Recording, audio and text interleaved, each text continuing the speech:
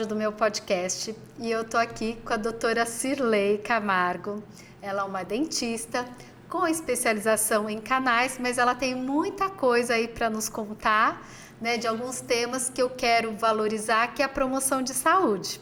Então, super obrigada de você estar aqui e não sei se você quer se apresentar de alguma outra forma. Meu nome é Cirlei, eu tenho especialização em mestrado em endodontia, que é canal.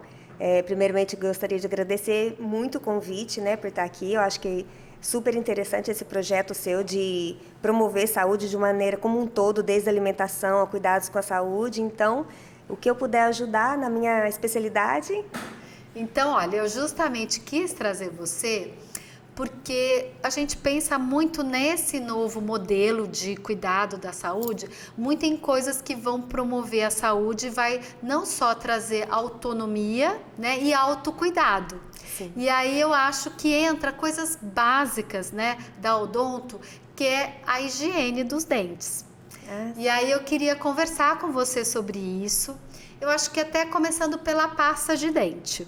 Né? Eu particularmente tenho várias dúvidas e talvez as pessoas também, né, do papel real dela, o que você vê de importante, como escolher a pasta de dente, a partir de que idade, enfim, tudo que você puder aí enriquecer, né, o nosso conhecimento nessa área, eu acho que vai ser bem-vindo. Então, vamos começar pelas pastas de dente. Bom, em relação à higienização, eu sempre falo para os meus pacientes que o importante é a escova e o fio dental. Então, a escovação e o fio dental. A pasta, ela simplesmente vai ser um veículo que vai levar o flúor. E o flúor realmente já foi comprovado em, né, uma série de estudos que ele é eficiente na prevenção da cárie. Ele favorece a remineralização do dente e naturalmente previne cárie. Mas o que realmente remove a placa bacteriana é a escova e o fio dental. Então, às vezes os pacientes perguntam qual que é a melhor pasta de dente. Qualquer uma de sua preferência, desde que ela contenha flúor. Tem uma concentração de flúor que a gente tenha que avaliar na hora da compra? Sim, normalmente todas as pastas disponíveis no mercado, elas têm uma concentração de 1.000 a 1.500 ppm. Isso já é padrão? É padrão, é seguro. Antigamente, acreditava-se que nos recém-nascidos deveria se usar a pasta sem flúor, porque ele, como ele ainda não sabe cuspir, ele poderia estar engolindo e isso poderia estar causando fluorose, excesso de flúor na dentição. Mas hoje em dia já foi comprovado que o flúor em quantidade mínima, a gente até costuma falar como se só encostasse a escovinha na pasta, né? E usar a pasta com flúor desde o nascimento dos primeiros dentes é seguro e é o mais indicado. Você falou... desculpa. Não tem risco de fluorose, pode fazer com segurança. Então, você falou uma coisa que eu achei interessante. Então, a gente deve alertar que as pessoas não devem engolir a pasta. Não. Mesmo que ela ache que é um gostinho gostoso. Isso. Até tem muitas pastas de dente para crianças, né? Que tem um sabor mais agradável. Sim. E aí, no caso, então, a gente deve evitar essa deglutição, vamos dizer assim. Exatamente. Porque aí você poderia ter absorção desse flúor. Isso. E é o que a gente quer evitar, daí já pensando na parte do corpo, né? Isso. Então, é claro que é importante deixar bem claro que o flúor é um uso externo. Então, você vai usar e não é para ficar engolindo. Então, usa da maneira convencional, faz o bochecho e cospe. Então, isso seria o ideal desde o nascimento dos primeiros dentes. Agora me ocorreu aqui, até minha ignorância, mas, por exemplo, como o objetivo com a pasta é somente trazer um veículo para o flúor, Sim. Esse flúor também vocês gostam? Ele é efetivo se usar com outros veículos que não seja exatamente a pasta? Por exemplo, em líquido, para fazer bochecho, o que você tem sobre isso? Já é padronizado, pelo menos aqui no estado de São Paulo, eu acredito que, né, no restante do país também, já existe o flúor na água de abastecimento. E há muitos anos atrás, quando começou a usar o flúor na água de abastecimento público municipal, já houve uma redução drástica, tipo 60% do índice de cárie da população. Então, ela já está presente na água de abastecimento. Além disso, o flúor está presente na pasta de dente. Então, hoje em dia, raríssimas vezes a gente indica bochecho com flúor, só em casos bem específicos. Então, a meu ver, não há necessidade de complementar esse flúor, já que ele está presente na água de abastecimento e já está presente na pasta de dente, como eu disse, praticamente todas as pastas, né? Então, tem raras exceções que não contêm flúor. mas praticamente todas as pastas disponíveis no mercado já têm a concentração ideal de flúor, que é o necessário para prevenção de cárie. Agora, existem algumas situações específicas que a gente indica o bochecho fluoretado, mas aí só com a prescrição do dentista. Não acho necessário a pessoa por conta própria comprar e fazer bochecho com finalidade de prevenção, né? Agora, uma outra coisa também que me ocorreu agora, que eu acho interessante, que no fundo a pasta acaba dando um cheiro, né? Sim. Mais agradável, né? Tira o hálito. E como que é isso? Porque, teoricamente, o hálito está mais ligado, não necessariamente à falta... Quer dizer, a falta de escovação, sim. Mas, por exemplo, se eu tirasse e removesse essa placa bacteriana através só do atrito, né, com a escova, isso evitaria o mau hálito também? Com certeza. Como que seria isso? Com certeza. Uma das principais causas do mau hálito realmente é a má higienização. Falta da escovação e uso do fio dental. Essa é uma das principais causas. Claro que tem outras, né? A gente pode até entrar mais em detalhes em relação à halitose.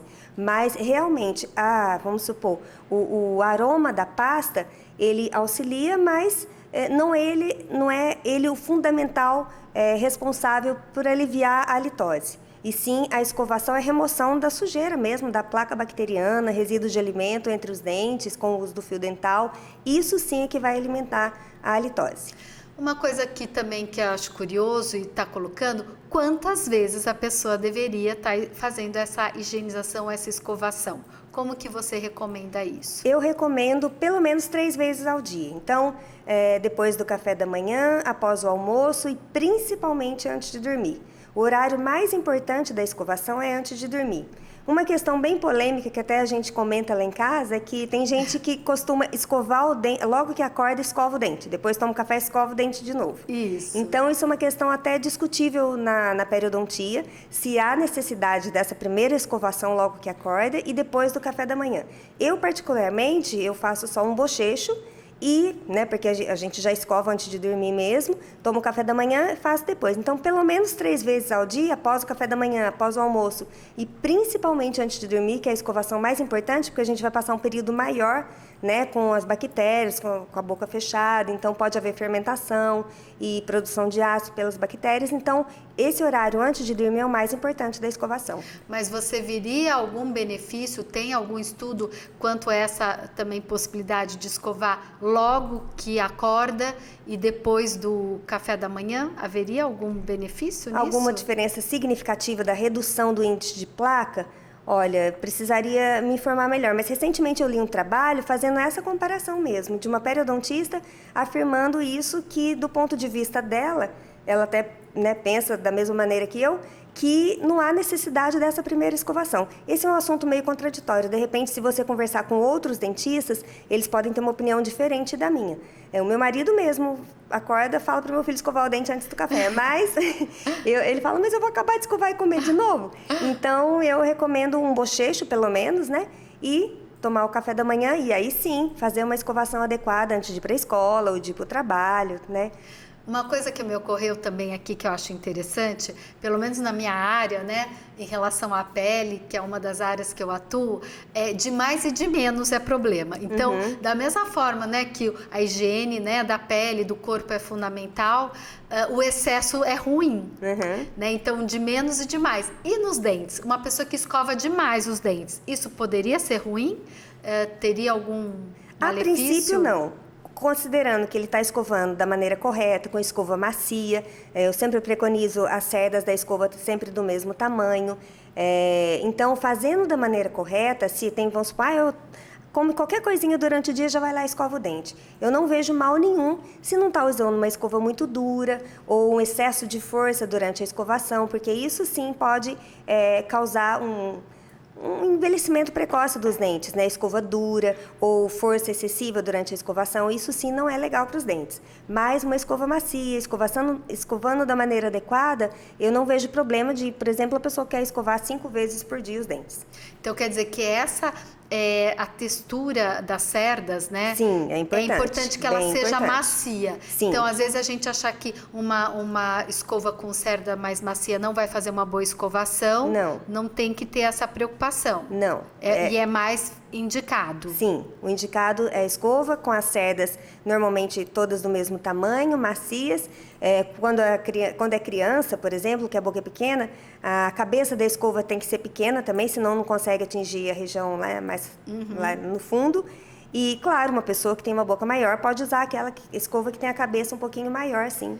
Isso eu acho interessante, porque hoje a gente tem umas escovas que eu posso dizer que elas são turbinadas, né? Elas têm parece uma tecnologia e que às vezes, pelo que você está me falando, não necessariamente é favorável, né? Sim. Agora também, eu conheci e achei muito prático as escovas elétricas. Sim. Como é que você vê para a higiene dos dentes a aplicação, o uso das escovas elétricas? Você tem alguma posição? Eu acho muito interessante para, vamos supor, criança ou pessoa que tem alguma deficiência, que não consegue executar os movimentos corretos. Então, ela ajuda bem, sim. Agora, em relação ao adulto, tem muita gente que usa e que gosta. Mas, se a gente fizer uma comparação entre as escovas elétricas e uma escovação manual bem feita, estatisticamente eu acho que não há diferença nos resultados, entendeu? Então, aí é uma questão de preferência mesmo. Sim. Agora, quando a pessoa não tem uma coordenação motora adequada, ou em criança, por exemplo, que tem uma certa dificuldade de executar os movimentos, aí realmente eu indico a escova elétrica. Agora, você falou que realmente é super importante, né? Vamos considerar, não é escovação, é higiene, porque nem sempre a escovação vai ser suficiente. Sim. Quando você falou aí do fio dental. Sim. Então, quer dizer, o fato da pessoa escovar as várias vezes, mas não usar o fio dental, vai fazer diferença. Muita diferença. Por exemplo, a minha especialidade é canal, então é muito frequente aquelas cáries que surgem no vão dos dentes, né? Justamente pela falta do uso do fio dental. E é uma cárie de muitas vezes difícil de diagnóstico. Às vezes você passa pelo dentista, ele não vê, você só vai ver na radiografia, ou quando ela já está bem grande, quase atingindo o canal, com dor, paciente com dor. Então, o fio dental é fundamental. Então, ainda existem pessoas que não usam, mas o fio dental, junto com a escovação, é o que realmente previne a cárie. Então, a pasta pode ser a de sua preferência, o sabor que você gostar mais. Queria abrir um parênteses para falar em relação à pasta, sobre as pastas abrasivas, igual eles falam do carvão ativado, ou pasta que clareia dentes. Não existe pasta de dente que clareia dente. Então, existem as pastas de dentes com bicarbonato ou com alguma substância mais abrasiva, que ela realmente é mais eficiente na remoção das manchas. Então, pessoas que fumam, tomam muito café, Coca-Cola, a pasta de dente mais abrasiva, ela realmente consegue remover mais as manchas. Porém, não é indicado o uso contínuo dessas pastas. Por quê? Porque elas acabam, o uso contínuo, se for ainda principalmente com uma escova dura, acaba gerando uma abrasão nos dentes e um desgaste desnecessário. Onde o flúor não vai fazer uma compensação, o uso do flúor. Não, porque aí já é partícula abrasiva que o uso contínuo pode haver até um pequeno desgaste, e isso no decorrer dos anos não é desejável, pode levar a um envelhecimento precoce dos dentes. Então, pastas que contêm agentes abrasivos, ela só é indicada em situações especiais, em pacientes realmente fumantes ou que têm muita pigmentação nos dentes, mas apenas por um determinado período ou não uso contínuo durante toda a vida. Então, isso eu não recomendaria. Eu acho que isso é um dado bem importante, porque hoje há uma busca, né, por clarear os dentes e, às vezes, de uma forma prática, através de uma pasta. Sim. E acho que é um conhecimento importante que você traz do cuidado, né, nessa escolha das pastas. Sim. Eu não sei se você tem algum conflito de interesse, mas, enfim, eu não sei se a gente pode falar em marcas, se existem estudos que falam das marcas mais recomendadas. Acho que tudo que possa ser colocado de forma prática, acho que é bem-vindo. O que você teria para colocar? Olha, em relação à marca, por mim, como eu falei, tanto faz, pode ser a de sua preferência, porque praticamente todas que estão no mercado têm a composição indicada do flúor. Então, não existe essa ou aquela marca. Inclusive, em relação ao preço também, O que diferencia um pouco são pastas específicas, por exemplo, para sensibilidade nos dentes. Pessoa que tem muita sensibilidade, aí realmente eu indico a Sensodyne ou o Colgate Pro Alívio. Né? Aquelas pessoas que tomam um sorvete, tomam um café muito quente, dá aquele choquinho, né? Igual os pacientes falam. Então, a pasta para sensibilidade, aí eu indicaria realmente a Sensodyne ou a Colgate Pro Alívio, são as que eu mais indico no consultório e que realmente tem um ótimo efeito. Agora, tirando essa parte da sensibilidade, para uso de rotina, qualquer pasta de sua preferência. Você falou de uma coisa que ainda eu gostaria de ouvir sobre essa sensibilidade, né? Por que algumas pessoas, em função de determinados alimentos ou por conta da temperatura, o que favorece essa sensibilidade e qual alerta que a pessoa deve ter quando ela tem esse tipo de sintoma? Certo. Então, são várias as causas de sensibilidade. As mais frequentes, ou ela está associada à cárie, ou à retração gengival. Com o passar dos anos, é normal haver uma pequena retração gengival, né? A gente fala que nos dentes de cima sobe e nos dentes inferiores ela desce, né? Então, com o passar dos anos, pode acontecer realmente uma retração gengival e isso expõe a raiz. A raiz é uma parte do dente que não é coberta pelo esmalte e é uma parte mais sensível realmente. Então, como prevenir isso? A retração gengival ela não é causada apenas... Antigamente a gente falava o uso indevido da escova dura, de maneira correta, fazendo um movimento de vai e vem na parte da frente dos dentes. Isso pode acarretar uma retração gengival? Em alguns casos específicos, sim, mas tem várias outras causas. Uma causa muito frequente hoje em dia é o apertamento dos dentes, que é o bruxismo.